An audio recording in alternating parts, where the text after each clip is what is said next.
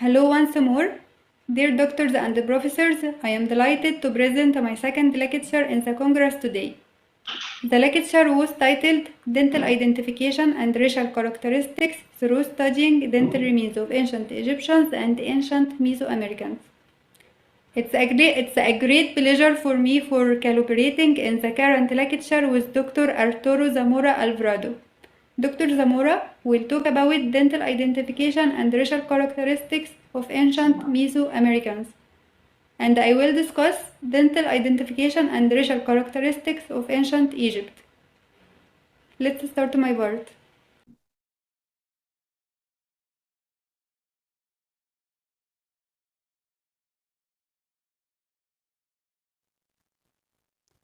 Our content for today's lecture will be dental identification, the racial characteristics of human teeth. After that, racial identity of ancient Egyptians based on non-metric dental traits. Then I will present a case study on kinship ties and dental identification in ancient Egypt. Then we will discover did ancient Egyptians and ancient Mesoamericans contact at all, and finally the conclusion.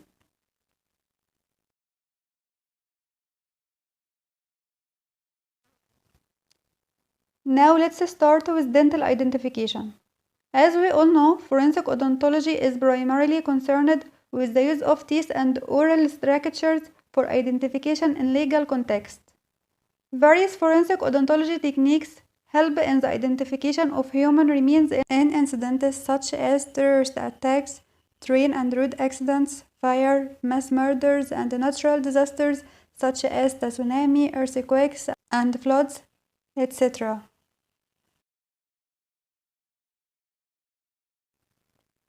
Human dentition is never the same in any two individuals. Dental features such as tooth morphology, variations in the shape and the size of the tooth, restoration, the pathology, smoothing tooth, wear pattern, crowding, color and the position of the tooth, rotation, and other dental anomalies give every individual a unique identity. In absence of ante-mortem dental records for comparison, the teeth can help in the determination of age, sex, race, habits, occupations, which can give further clues regarding the identity of the individuals.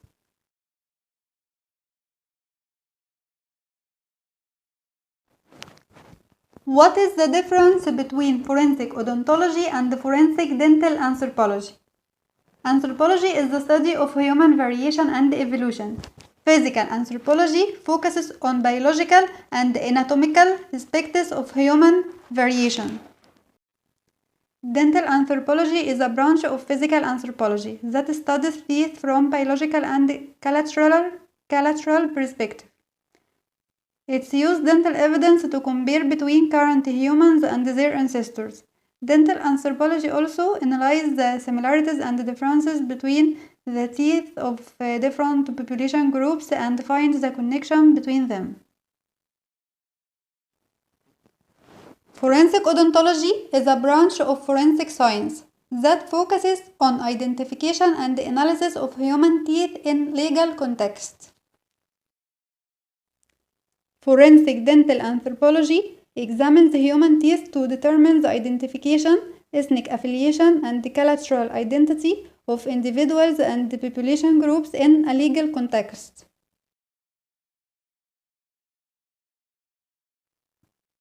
Hence, let's talk about racial characteristics of human teeth.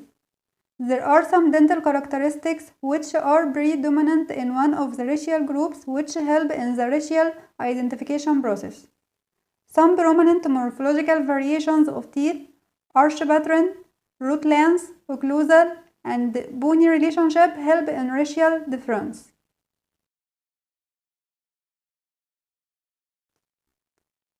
Traditionally, the human species has been classified into three races: Caucasoid, Mongoloid, Negroid.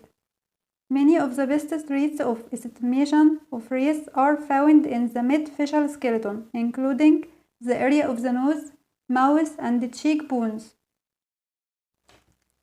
When we find the skull in fragment position, These are the most important and reliable sources of information for determining racial differentiation.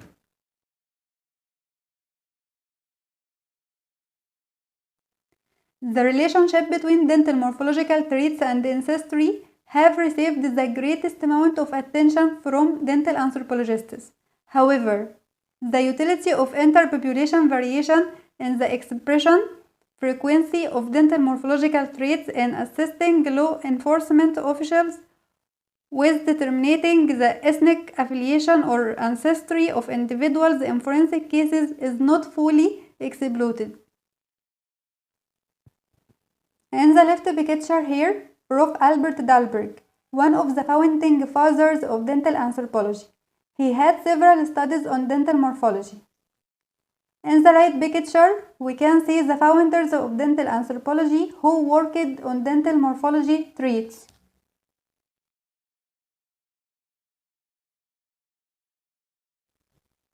Here we can see Arizona State University Dental Anthropology System. The ASUDAS is a reference system for collecting data of human tooth morphology and variation created by Christy Trainer, Christian Nicole, and Richard Scott.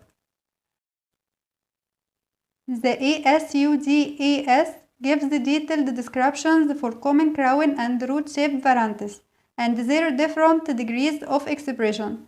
It also comprises a set of reference plaques explaining dental variants as well as showing their expression levels 3D. The ASUDAS currently comprises a set of 42 dental variants that can be observed in the permanent adult dentition. The majority are crown and root shape variants, although this system also includes some skeletal variants of the maxilla and the mandible. Most of the variants occur at the different frequencies in human population around the world. Examples of dental variants listed in the ASUDAS are shovel-shaped incisors and carabelli cusp and talon cusp.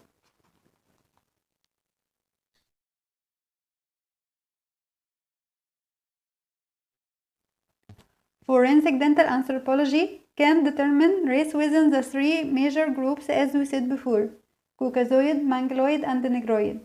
The racial differences is more marked in the permanent dentition more than deciduous dentition. Caucasoids usually have narrow V-shaped arch, giving rise to crowding of teeth.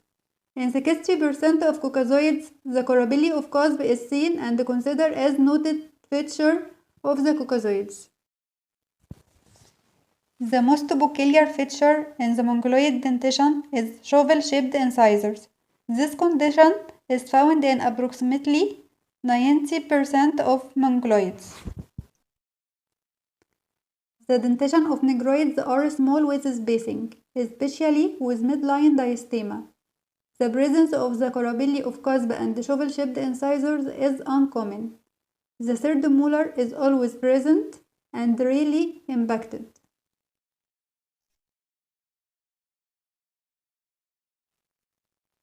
Consequently, what is the racial identity of ancient Egyptians based on non-metric dental traits? The biological affinities and non-metric dental traits of ancient Egyptians were examined against their neighbors and selected prehistoric groups, as well as against samples representing the major geographic population clusters of the world.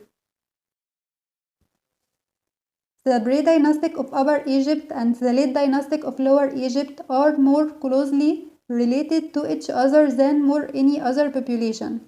As a whole, they show ties with European Neolithic, North Africa, modern Europe, and more remotely India, but not at all with Sub-Saharan Africa, Eastern Asia, Oceania, and the New World.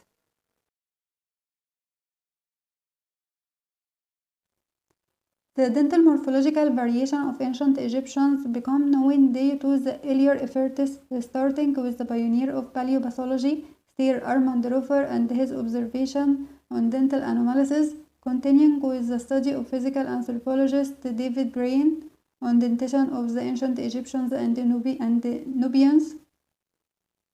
Besides the study of the bioarchaeologist Simon Helson on human biological variation in the Nile Valley, as well as investigations of the anthropologist Andrew Johansson and the anthropologist Nancy Lovell, and of course the great works of the bioarchaeologist Joel Irish on the examination dental morphological variation about ancient Egyptians and Nubians, North African people, and population from Greco-Roman periods, and so many others.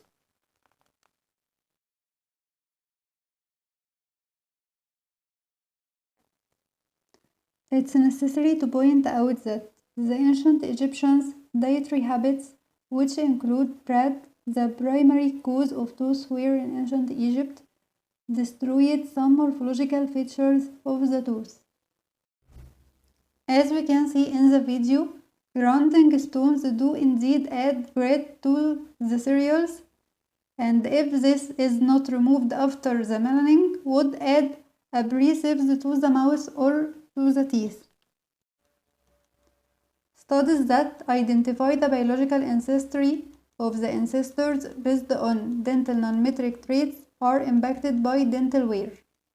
In addition to dental caries and post and ante-mortem tooth loss. Studies indicate that the dental crowns of ancient Egyptian population are morphologically simple, and it's likely that makes the teeth may be less susceptible to dental caries due to the presence of fewer cusps in which food remains collected. In addition, some investigations indicate a high frequency of molar root fusions, and the third molar sometimes wear absence.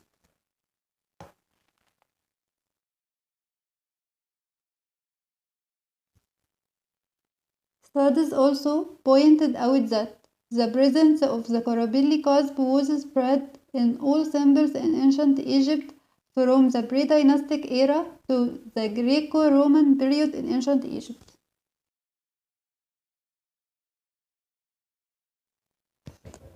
Some studies report the occurrence of enamel pearl in pre-dynastic samples in maxillary and mandibular teeth. Studies indicated that the lack of shovel-shaped incisors. If shoveling present, there are slight scores in lateral incisors. It's rarely found advanced scores in central incisors.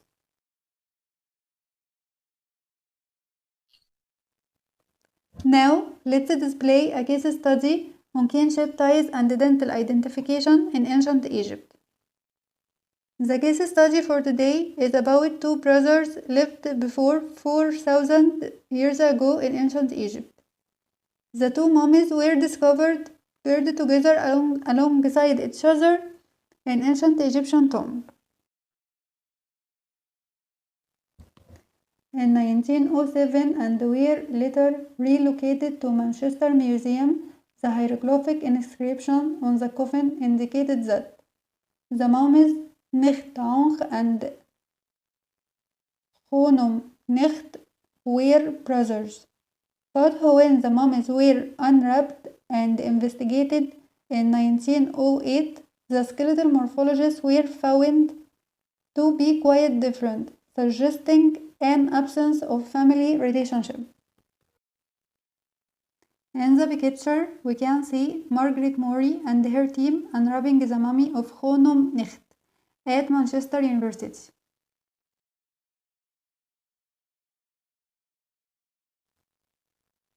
We can see hair skulls for the two brothers, Nicht Ankh in the left and Khonum Nicht in the right.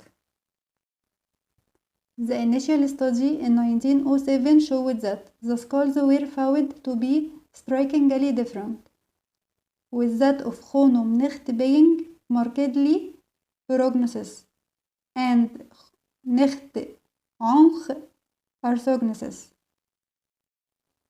The protrusive nature of the maxilla and mandible of Khonom Necht resulted in the conclusion that he was of black African descent, likely Nubian. The results led to the conclusion that it was unlikely that they were directly related. Initial studies indicated that those differences are so pronounced that it's almost impossible to convince oneself that they belong to the same race, far less to the same family.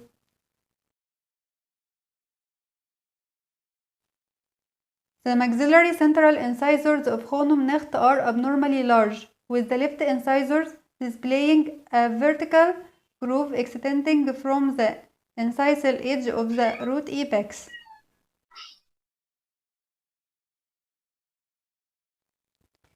In 2017, the teeth were re-examined by Roger Forshaw, and the latest DNA technique, next generation sequencing (NGS), was utilized by Konstantina Druze of the Manchester Institute of Biotechnology in the latest investigation of kinship of the two brothers.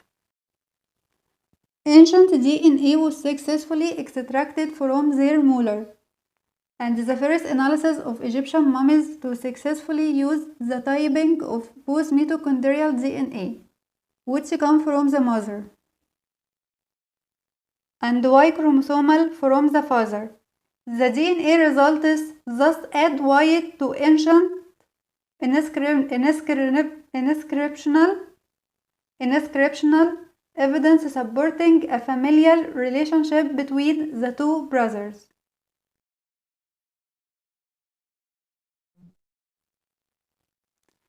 Did ancient Egyptians and ancient Mesoamericans contact at all?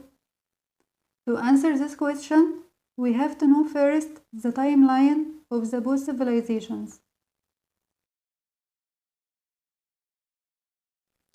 Archaeologists divide Mesoamerican civilizational development into three major time periods: the pre-classic period, classic period, and the post-classic period, started at 1500 BC and ended at 1500 AD.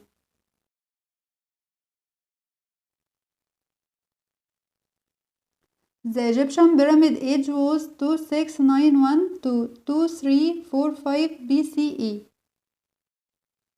The Maya Classical Period was 250 to 900 CE, more than 2500 years later, and 280 years after ancient Egypt fell to Rome. The Inca didn't really build the pyramids, and their empire dates to 1438 to 1533 CE, more than 3500 years after the Egyptian Old Kingdom. The Aztecs, who built the pyramids, date to 1300 to 1521 CE. The only pyramid builders who get the idea from the Egyptians were the Nubians. Hence, there was no connection between ancient Egyptians and ancient Mesoamericans. Finally, the conclusion. The Egyptians have been placed since back in the Pleistocene and have been largely unaffected by either invasions or migrations. Egypt is an African country, but it doesn't belong to Negroid group. The ancient Egyptians belong to the North African Caucasian, but they have their own dental and cranial features. All investigations have noted Egyptians are Egyptians, and they were so in the past as well. I hope everyone enjoyed my lecture. Thank you so much for your attention. This is my email. For any question, please contact with me anytime. I would like to thank all the organizers of the Congress and their efforts in introducing the speakers and translating the lecture. I would like to thank Dr. Elizabeth, Dr. Raul, Dr. Adgrado, Dr. Garcia. I wouldn't forget anyone. Thank you so much. Now, leaving you with Dr. Zamora to know more about Zamora technique and to know dental identification and racial characteristic of ancient Mesoamericans.